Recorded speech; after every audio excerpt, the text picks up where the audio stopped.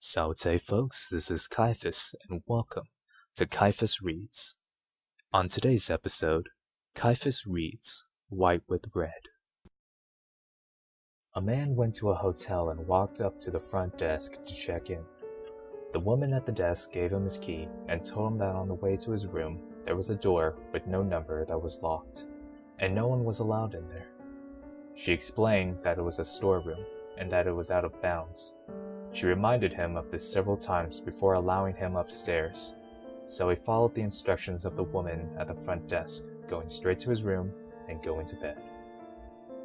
However, the insistence of the woman had piqued his curiosity, so the next night he walked down the hall to the door and tried the handle. Sure enough, it was locked. He bent down and looked through the wide keyhole. Cold air passed through it, chilling his eye.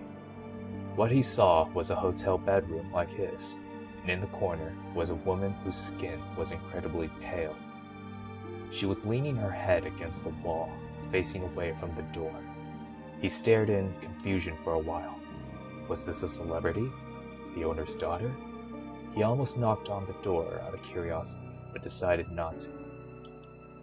As he was still looking, the woman turned sharply and he jumped back from the door, hoping she would not suspect he had been spying on her. He crept away from the door and walked back to his room. The next day, he returned to the door and looked through the wide keyhole. This time, all he saw was redness.